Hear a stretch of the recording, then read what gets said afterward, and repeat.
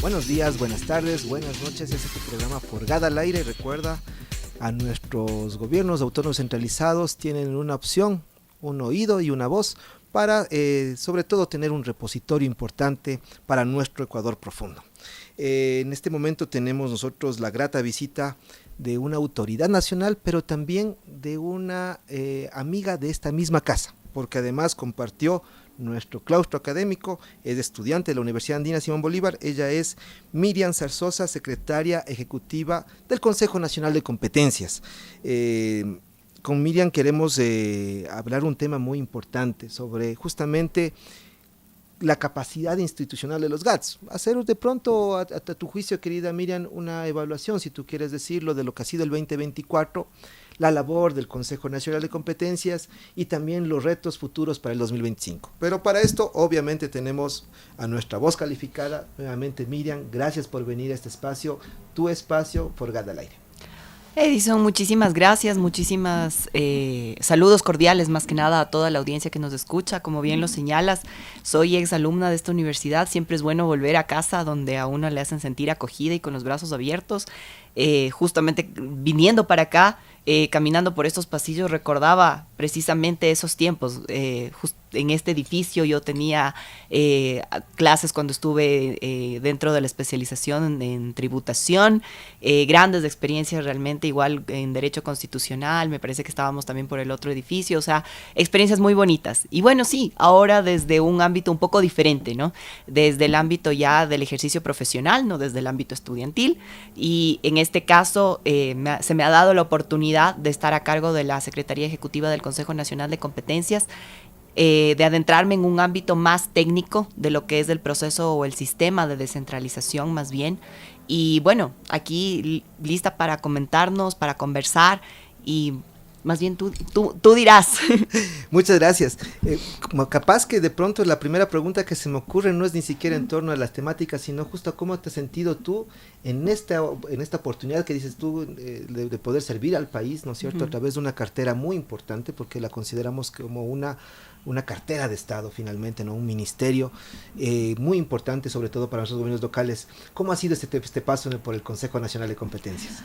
Bueno, yo soy funcionaria pública desde que inició mi vida profesional, desde el año 2010-2011, en aquellos tiempos cuando el doctor José Vicente Troya, también de esta casa, me dio la oportunidad de empezar a prestar servicio público. En ese momento era servidora judicial, junto con él, cuando él presidía la Corte Nacional de Justicia. Y bueno, el tiempo ha pasado y las experiencias también se han ido acumulando. Yo entré al Consejo Nacional de Competencias en el año 2021 como directora jurídica y entré realmente a descubrir el mundo de las competencias. Digo descubrir porque creo que uno no logra entender realmente de qué va la descentralización, de qué realmente se trata si no está dentro del sistema.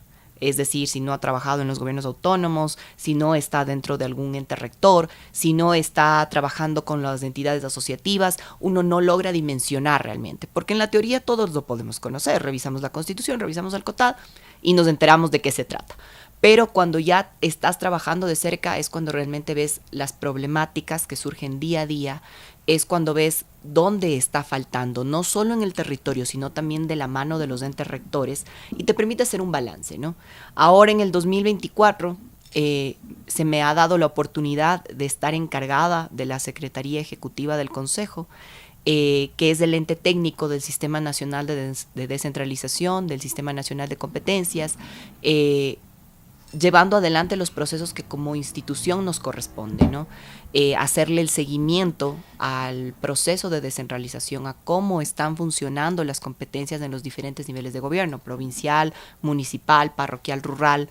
Además también cómo se están articulando con el ente rector, porque recordemos que, claro, una cosa es ejercer las competencias de los diferentes niveles de gobierno, que bien lo pueden hacer y de hecho lo hacen maravillosamente en ejercicio de su autonomía, pero jamás podemos deslindar de lo que hace el ente rector. El ente rector, sin duda alguna, es el que determina las líneas, las políticas nacionales que deben aplicarse en territorio, que deben ser acogidas en territorio. No se pierde jamás la facultad de regulación ni de control por parte del ente rector, y eso también a veces es lo que nosotros también tenemos que entrar a revisar. Y para eso tenemos establecidos los procesos de monitoreo, de evaluación de las competencias y también de fortalecimiento. Porque recordemos que justamente cuando determinamos con evaluación y monitoreo que está haciendo falta algo o que hay falencias, fallas, no quisiera decir vacíos, pero también suele suceder, tenemos que entrar con el fortalecimiento para saber en dónde tenemos que enfocarnos todo nuestro contingente para ayudar a mejorar la gestión competencial, que de eso al final del día se trata. Y por supuesto, los procesos de articulación, que eso es un trabajo que nos llama a nosotros a hacer un ejercicio en conjunto, tanto con las autoridades como los personales técnicos, porque es muy, muy importante también eso, porque las autoridades tienen un periodo de elección, que no siempre se vuelve a repetir, no siempre hay reelección, pero la gente que está de base en las instituciones son las que nos sirve para ir fomentando estos ejercicios. Y por supuesto, una parte muy fundamental es poder trabajar de cerca con el proceso mancomunado. Fortalecer el ejercicio de las mancomunidades, de los consorcios, es muy importante, porque el trabajo, muchas veces podríamos entender que el proceso de descentralización responde a uno solo, ¿no? A una sola provincia, a un solo municipio, a un solo GAT parroquial. Pero, nuevamente, me traslado a mis palabras iniciales. Cuando ya estás dentro del sistema y empiezas a ver cómo es la realidad, te das cuenta de que no todos están para ejercer las cosas de manera igualita, ¿no? Sería fabuloso si todos lo pudieran hacer con la misma capacidad, pero no es así. Entonces, la idea de los mancomunamientos y de los consorcios, empezar a juntarlos y que puedan trabajar de manera conjunta, articulada, también favorece el desarrollo en territorio y, por supuesto, la descentralización. Y en ese sentido, básicamente, digamos que al entender de que este es si no lo hubiéramos puesto un ministerio, si es una cartera, pero además es un consejo, porque tiene, como tú lo dices, es un sistema representado por varios actores. Estos actores, representantes de los gobiernos locales, representantes del gobierno nacional, representantes del sistema de planificación, ¿no es cierto? Y tú estás haciendo justamente esa articulación y esa relación. ¿Cómo podrías tú ver cómo ha madurado, digamos, que el Consejo Nacional de Competencias durante estos años, a partir del 2010 que tenemos ya el Código Orgánico de Organización Territorial, Autonomía y Centralización, con la propia Constitución del 2008? ¿Cuál ha sido este paso y en qué momento se encuentra el Consejo Nacional de Competencias? ¿Cómo lo has visto ese transitar? Bueno, recordemos que el proceso de descentralización como tal no es tan nuevo, ¿no? Me refiero tan nuevo porque antes de la expedición de Cotad, tú ya tenías un proceso, no de descentralización per se, pero tenías un modelo de descentralización a la carta. Es decir, el municipio o el nivel de gobierno, mejor dicho, que quería prestar tal o cual servicio o ejercer determinada competencia, básicamente lo solicitaba y a través de un instrumento normativo, jurídico que le dé vialidad, pues podía ejercer lo solicitado. Hay varios ejemplos respecto de ello, ¿no? Pero antes de eso incluso tú también tenías un código municipal, o sea, tenías una normativa muy básica que tal vez establecía ciertos parámetros, llamémoslos históricos, en el ejercicio de estos procesos, porque si bien es cierto, los territorios locales o los gobiernos locales, mejor dicho, existían ya desde hace rato. Y tenían su autonomía también. Exactamente, y tenían su autonomía. La diferencia es que, claro, con la nueva Constitución se le da un ordenamiento diferente. Se pone, digamos, ya un marco de competencias exclusivas para cada nivel de gobierno, tratando hasta cierto punto, entenderíamos, de darle una equidad, y más que un orden, una equidad, para poder determinar que aquellos que tal vez engloban un territorio grande como es una provincia, tienen que hacerse cargo, naturalmente, de la gestión que tiene ese territorio, lo propio con los municipios y los parroquiales rurales, que probablemente consideramos que son como los gobiernos autónomos que están más pequeños, ¿no? Y que son algunos incluso casi todavía comunitarios. No es el caso de todos, pero sí. Entonces, claro, pasamos de un sistema a la carta en donde cada uno podía solicitar lo que se le pudiera ocurrir, a un sistema en donde de alguna manera buscas una uniformidad en los territorios, ¿no es cierto?, bajo un marco exclusivo. Entonces, tenían que, como es natural, había que ordenar ese proceso, pero también había que revisar lo anterior, y por eso hablamos de que el proceso de descentralización con el COTAD en el 2010 y el proceso que ya se lleva cuando se da institucionalidad al CNC en el 2011, empieza el proceso de la transferencia de las competencias y regulación también de otras, ¿no? Entonces, yo creería que durante los primeros años del CNC y de lo que nosotros vemos naturalmente desde nuestra data histórica, el proceso de descentralización madre, llamémoslo así, se da desde el 2011 hasta aproximadamente el 2016, en donde se tuvo que hacer los levantamientos de información correspondiente, porque naturalmente no es un proceso que solamente el CNC lo llevaba adelante, sino que lo tenían que involucrar naturalmente a los entes rectores de cada una de las competencias, porque ellos son quienes tenían que decir en qué condición estaba justamente la competencia para ser administrada por los gobiernos locales. Además, las entidades asociativas, naturalmente, porque son ellos los que tenían que decir qué capacidad tienen en territorio los gobiernos locales para poder asumir la competencia, y en su momento, por supuesto, fue necesario que en la cartera de Estado encargada de las finanzas públicas determine cómo iba a ser el traspaso de la competencia conjuntamente con los fondos necesarios para que la puedan ejercer, ¿no? O sea, tenía un papel protagónico en ese modelo de equidad territorial, pero también en el cálculo del presupuesto asignado a los gobiernos locales. O sea, hablamos de que se tenía que conformar una comisión de costeo de las competencias con diferentes actores. Uh-huh. Ahí no solamente estos, también había dependiendo de la competencia, tenían que entrar otros actores, ¿no es cierto? Uh-huh. Y de esa comisión de costeo se determinaba efectivamente si era necesario, obviamente en un inicio entenderíamos que sí, transferir la competencia acompañada de los recursos de la misma, ¿no? Y también cómo se tenía que repartir, porque como es lógico, no podías determinar, me invento, tal vez si todos estaban en las mismas condiciones, si se necesitaba un mayor o menor porcentaje, si existían asignaciones provenientes de otras vías, no solamente del presupuesto, etcétera. Entonces tenías que también ver eso, y por supuesto a la par de lo que correspondía o de lo que ya se encontraba determinado en ciertas leyes previas. Por ejemplo, en el caso de la competencia de patrimonio, es la primera que se me viene a la mano y que es aparte creo que una de las más fáciles de entender. Tú tenías ya gobiernos locales, en este caso municipios, que venían ya recibiendo dinero por Fonsal. Entonces, lógicamente, ese presupuesto no es algo que podías echar abajo, porque ya era, llamémoslo así, un derecho adquirido de esos territorios. Y de hecho, hasta el sol de hoy, hay gobiernos autónomos municipales que continúan recibiendo los fondos por Fonsal, pero eso no quiere decir que porque tienes este grupo que lo recibe, dejabas de darles a los otros. Entonces había que hacer esa serie también de cálculos, y bueno, creo que ese fue el proceso que tomó los primeros años del CNC como institución.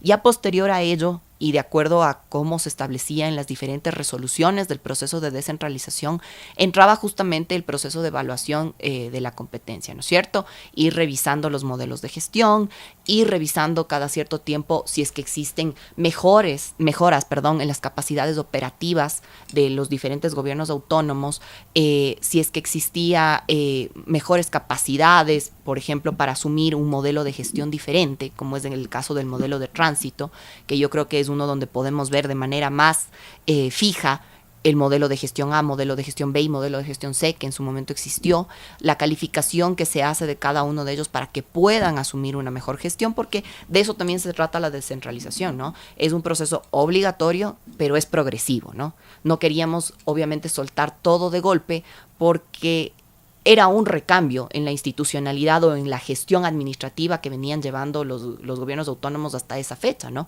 Entonces, uh-huh, también por eso yo creo que en los primeros años se establecieron, llamémoslo hasta cierto punto, algunos periodos, uh-huh, en donde tenían que ir asumiendo determinados productos y servicios para ir prestando a la ciudadanía, ¿no? Y no interrumpir la gestión adecuada del servicio a la ciudadanía, porque no es algo que podías decirle a la ciudadanía, bueno, saben que estamos en un proceso de descentralización y por eso nos vamos a demorar tanto tiempo en prestar el servicio. Eso es algo que no cabe, ¿no? Había que hacerlo eso. Y bueno, yo quisiera pensar que en estos últimos tiempos, o al menos en mi experiencia, hablemos ya de un tiempo ya más cercano, en estos años que he estado yo en el CNC, lo que he podido palpar es que es cada vez más familiar para las administraciones locales e incluso para la propia ciudadanía saber qué le corresponde reclamar al Estado central y qué le corresponde reclamar al gobierno local.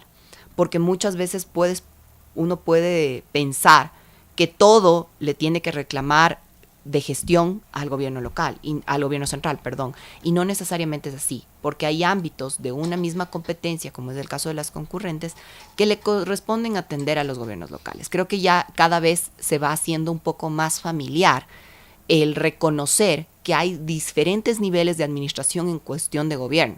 Entonces creo que eso ha sido interesante. Sin duda alguna, y eso lo digo también a título personal, yo creo que uno de los grandes obstáculos que puede existir dentro de este seguimiento a la gestión es que con los cambios de autoridades se suele a veces perder el hilo conductor que venía llevando una gestión competencial. No creo que estoy hablando con nada ajeno, pero muchas veces los cambios de administración vienen con un cambio de ideología también.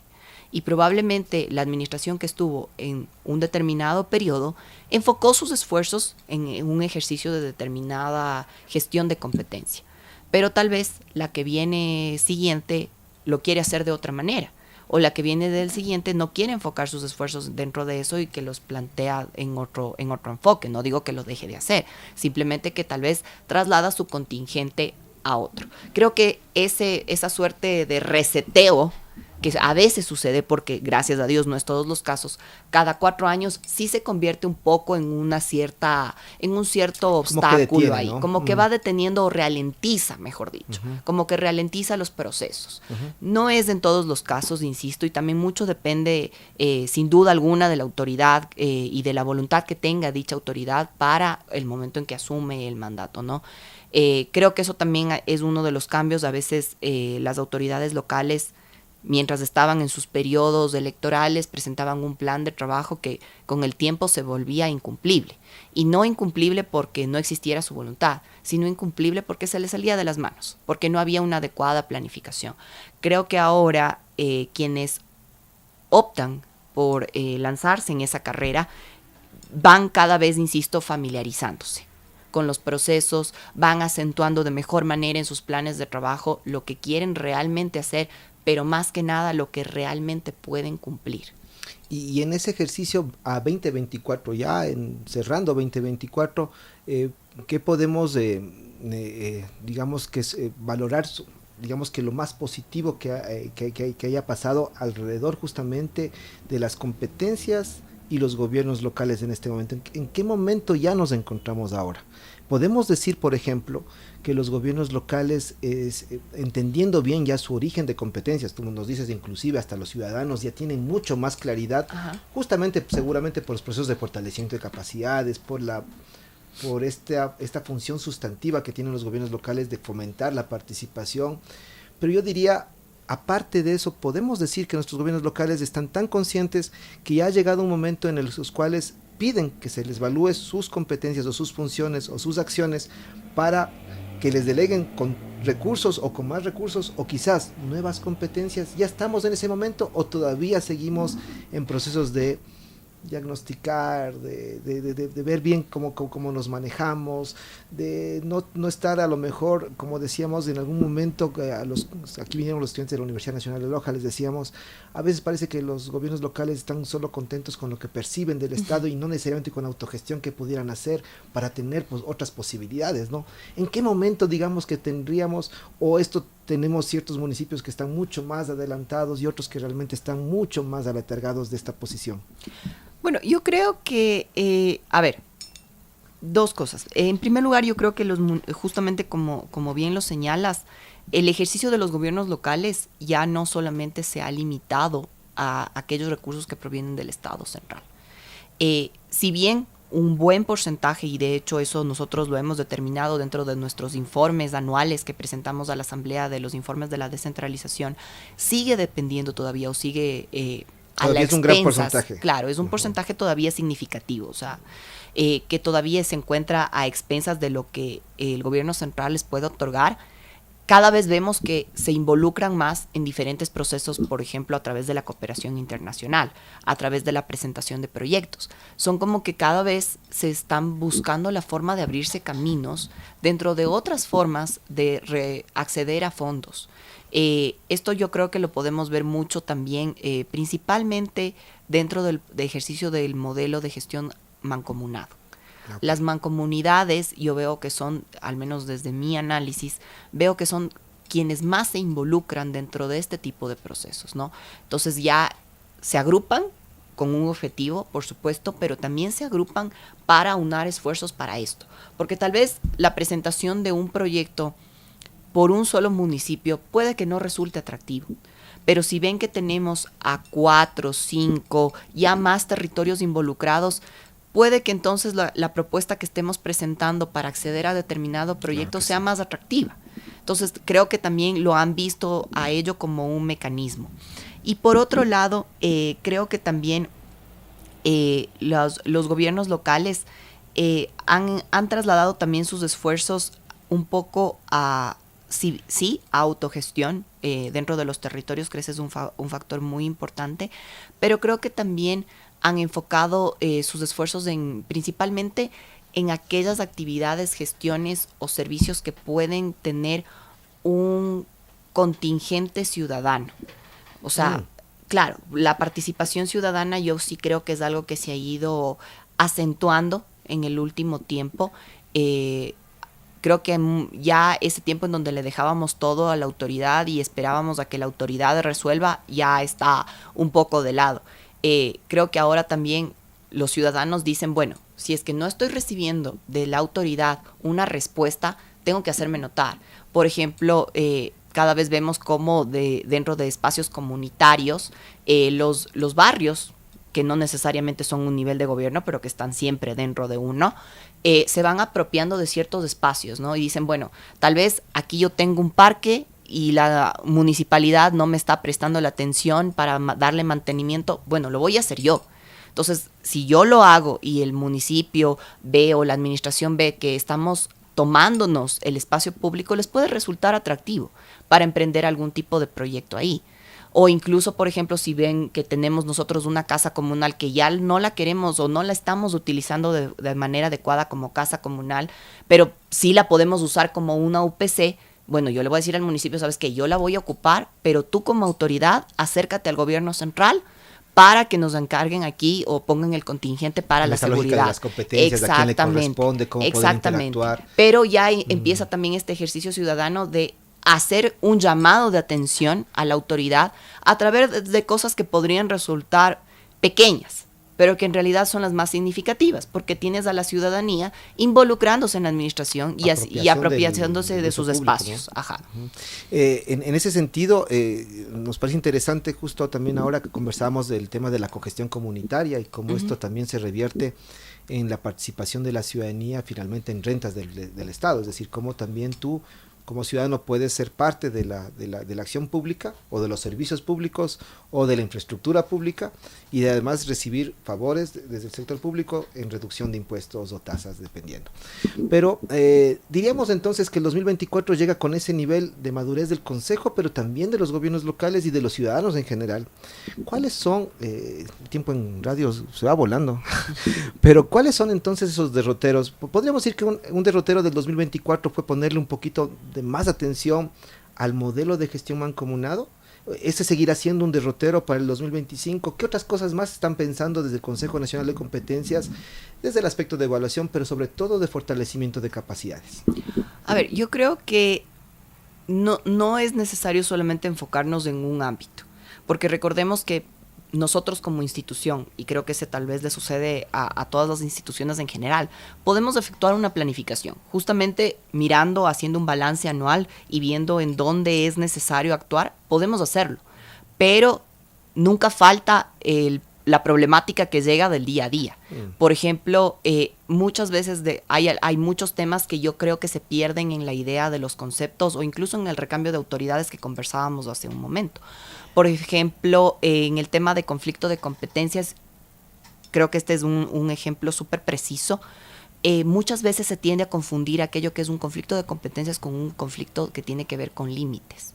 Entonces, no falta el gobierno autónomo que viene y te dice que, ¿sabes qué? Mi vecino de aquí se está metiendo en ejercicio de mi competencia. Y no es eso, sino que tienes una delimitación territorial que tal vez no está tan clara o que es obviada, porque también puede suceder, por ciertos actores para determinar o para prestar algún servicio o recaudar algún impuesto, etcétera. Son problemáticas que, por ejemplo, el Consejo nos ha llegado. Ese será el cotidiano siempre, digamos. Es el cotidiano siempre, pero te permite a ti darte cuenta que un problema que, por ejemplo, surgió en el 2011 y que tú aparentemente ya lo resolviste, diste un criterio, convocaste a una mesa técnica, ahora vuelve a surgir años después. ¿Por qué? Porque tuviste un cambio de autoridades, porque no se dio continuidad al proceso que tú una vez arrancaste, ese tipo de cosas. Yo creo que para nosotros como CNC, si bien nos interesa mucho fortalecer el proceso mancomunado, porque es algo en lo que nosotros creemos y yo considero que es varias de las acciones que hemos emprendido como consejo se han logrado institucionalizar en ese nivel, creo que también hay otras que no podemos dejar de lado. Hemos tenido, ahí yo me guío un poco más por aquello que hemos recibido una buena percepción. Nosotros podemos hacer procesos de fortalecimiento en el ejercicio de todas las competencias para los diferentes niveles de gobierno. Eso nunca va a cambiar porque es nuestra razón de ser, es nuestra labor, es lo que está determinado en el COTAD como nuestras funciones.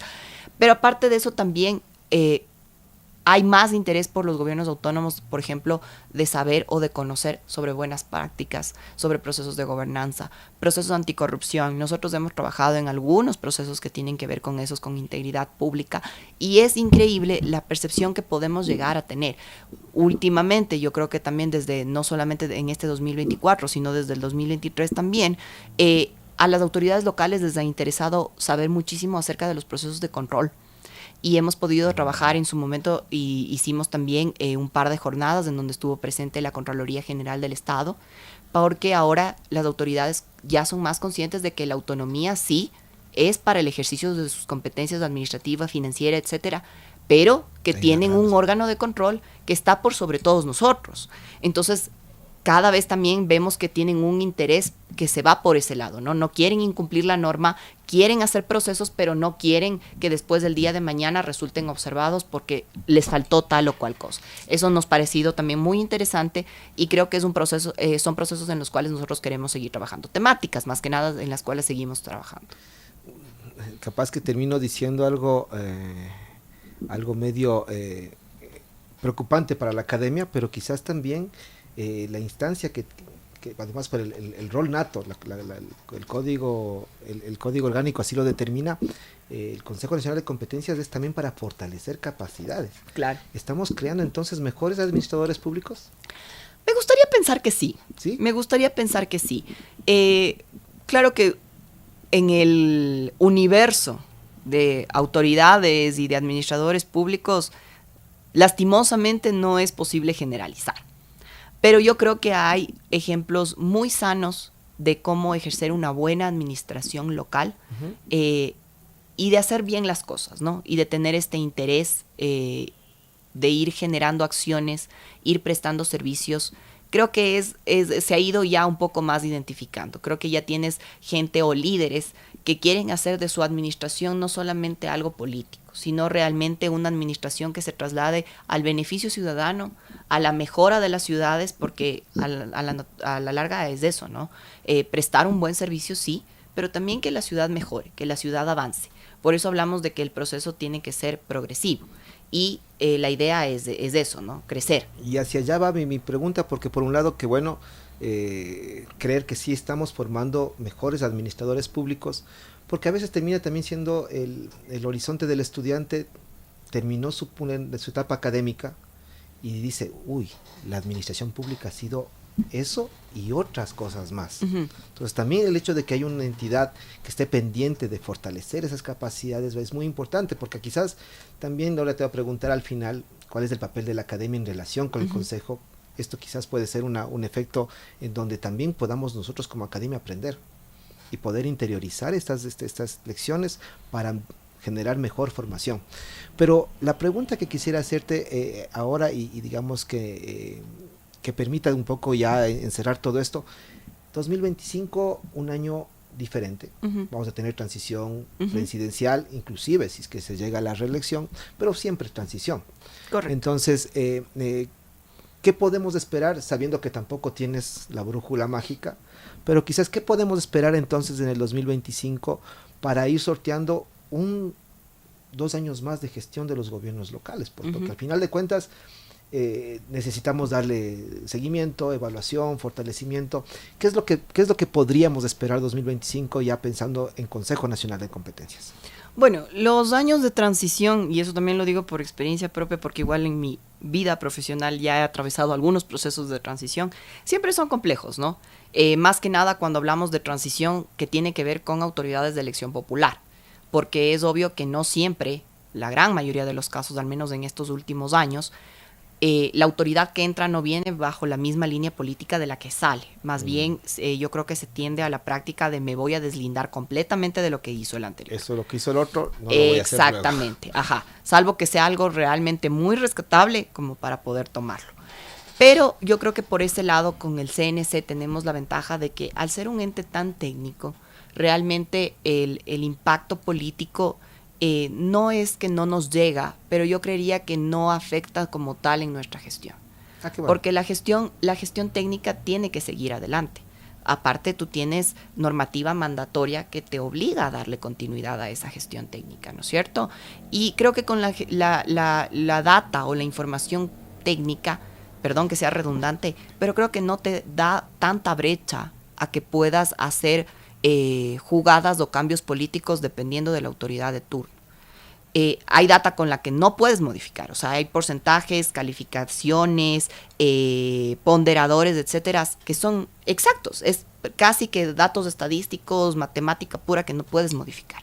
Entonces creo que por ahí el 2025 para nosotros como CNC representa un año de planificación, porque efectivamente las autoridades locales tienen todavía 2 años más en su gestión, entonces no es que vas a tener una para tampoco de todo tu grupo objetivo, ¿no? Llamémoslo así, porque nuestro trabajo es directamente con ellos. Trabajamos, sí, con los entes rectores que son el gobierno central, pero nuestro cúmulo grande de público objetivo son los gobiernos autónomos. Y de pronto la red política también se mantiene, sobre todo en sus niveles sí, exactamente. Así que entonces esa parte política también de alguna manera da un cierto respaldo. Correcto, sí. Incluso la representación de los gobiernos locales, que ya la tenemos ahora en el pleno del Consejo, todavía se va a mantener durante otros 2 años, ¿no? Esa es una muy buena noticia para el país, y claro, el tiempo en radio es súper cortito, pero no te puedo dejar ir sin que esta pregunta la hacemos siempre, sobre todo a representantes de organizaciones, en este caso del sector público. Siempre para la universidad va a ser importante entender cuál es la relación de la academia, en este caso con el Consejo Nacional de Competencias. Y yo voy a retomar lo que dijiste al inicio. Tú empezaste en el Consejo Nacional de Competencias como directora. De hecho, tu nombramiento, tu relación de dependencia, digamos que está enfocada a la parte jurídica del Consejo Nacional de Competencias. Agradecemos ese espacio desde allá porque hemos sido acogidos en su momento, inclusive con los convenios que en algún momento tú mismo revisaste para hacer estos convenios de cooperación. Y hoy sí queremos entender mejor con esto, para terminar esta entrevista, el papel de la universidad. ¿Qué esperan ustedes de la universidad? ¿Seguir trabajando o nuevas cosas que hayan pensado? A ver, yo creo que el rol de la academia es fundamental en más de un espacio, no solamente dentro desde el CNC. La academia está para continuar con la formación de todos. Yo creo que un servidor público, un administrador público, independientemente de cuál sea tu rama de estudio, si no se continúa formando, si no se continúa actualizando, se queda en la vieja práctica del servidor público que se ganó su nombramiento y se quedó ahí por años de años, y así se hacía cuando yo llegué, básicamente. Y no existe una actualización de a cómo se pueden hacer las cosas de mejor manera. Yo creo que ahí el rol de la academia siempre va a ser fundamental. De hecho, yo sí debo reconocer que gracias a los espacios que hemos generado con la Universidad Andina, con otras universidades también, hemos podido tener una acogida mayor de la que nos hubiéramos podido imaginar haciéndolo solos. Los espacios académicos siempre creo que también te permiten tener esta posibilidad de expresión que tal vez en otras instancias te tienes, no quiero decir limitar, pero tal vez te tienes que ceñir al espacio o al foro al que estás dirigido. Creo que la academia te permite enriquecer los espacios de opinión o de perceptividad que puedas tener. Para nosotros yo creo que si vamos de la mano, continuamos trabajando como quisiéramos hacerlo, conjuntamente con la universidad, podemos generar espacios más amplios. Con ustedes hemos trabajado con los gobiernos parroquiales rurales y ha sido, yo creo que un proceso bastante enriquecedor, porque pudimos diseñar la guía metodológica, hemos hecho algunos trabajos que nos han permitido a nosotros también identificar en dónde tenemos que seguir trabajando. Los foros siempre van a ser espacios enriquecedores, porque creo que es donde te permiten, a través de los cuestionamientos que se hacen a los panelistas sobre diferentes temáticas, saber cuáles son las necesidades que tienen, en este caso, los gobiernos locales. Muchas veces, por ejemplo, traigo a colación lo que decía hace un momento, fue de procesos específicos, de asistencias técnicas y cosas así, que nos determinaron a nosotros ver que había un interés de los gobiernos locales por saber cuáles eran los roles de las entidades de control y hasta dónde podían llegar ellos. Eso dijimos, bueno, hay esta necesidad, vamos a identificar. Te cito un ejemplo, justamente en el encuentro que tú mencionabas que tuvimos la semana pasada. Ustedes nos acompañaron como academia, nos acompañaron también desde la Universidad Central, la Universidad Particular de Loja, en un espacio muy amplio, quisiera pensar, y de ahí sacamos ya nuevas ideas para ir construyendo ya una agenda del 2025, en la que por supuesto vamos a querer a la academia que esté presente, porque muchas veces dentro de la administración pública no siempre tienes al experto que conoce del tema, pero en la academia de seguro lo hay. Y más en la Universidad Andina. Muchas gracias. Esa propaganda, por favor, la tengo muy en cuenta, no la dije yo, la dijo Miriam. Y te tomo la palabra porque además creemos como universidad que si no somos parte de los procesos sociales, si no alentamos transformaciones sociales, correcto, la parte de formación queda trunca, como que con una patita coja. Por eso hay las 3 funciones sustantivas de la universidad. Y capaz que es un buen momento para atrevernos de pronto a plantearnos retos como el tema de la sistematización mucho más prolija. A lo mejor, quién sabe, te lo dejamos a la pregunta con el equipo técnico, sobre todo el generar publicaciones de carácter científicas, académicas, sin duda, son ventanas al mundo. Creo que hay muchas cosas que ya sobre la cual podemos ir trabajando y que a lo mejor pueden interesar a la universidad. Con esto yo quisiera más bien ya ir cerrando y decirte, Miriam, felicitaciones por tu paso por el Consejo Nacional de Competencias. Y claro, tú eres de la parte técnica de un núcleo. Hazles llegar a toda la representación política de lo que han hecho y técnica también, de que lo que lo han hecho tiene que calar justamente en ese crecimiento del Ecuador. ¿Cuál es el mensaje final tuyo para los gobiernos locales como 2024 y sobre todo darles una motivación para el 2025? Bueno, hacerles saber que desde el Consejo Nacional de Competencias siempre van a tener las puertas abiertas en aquellas gestiones que ellos quieran seguir impulsando dentro de su territorio. No solamente estamos para los procesos de fortalecimiento, de articulación o de monitoreo y evaluación, que es nuestra línea de acción, sino también para aquellas iniciativas en las que vale la pena seguir creyendo. Creemos mucho en la participación ciudadana, creemos mucho en aunar los esfuerzos en territorio y desde el Consejo estaremos dispuestos a apoyarles, no solamente en aquello que esté dentro de nuestras acciones, sino en aquellos procesos que correspondan también coordinar con las otras entidades del Estado, ya sea del gobierno central o incluso de otras funciones del Estado, ¿por qué no? Como lo dije hace un momento, con los organismos de control. Que sepan que el Consejo Nacional de Competencias continúa trabajando y como ya lo dije hace un momento, estamos ya diseñando la Agenda 2025 en la que por supuesto te invitaremos a ser parte también y que desde el Consejo siempre podrán encontrar ese ente técnico, pero más que nada ese ente dispuesto a fortalecer los procesos de gestión de descentralización y del ejercicio de las competencias. Muchas gracias. Fue Miriam Zarzosa, secretaria ejecutiva del Consejo Nacional de Competencias. Agradecemos a Controles, a Radio Voz Andina Internacional, también, por supuesto, a nuestra área académica de gestión, a la Universidad Andina Simón Bolívar C de Ecuador. Recuerda, soy Edison Mafla, Forgada al Aire. Buenos días, buenas tardes, buenas noches.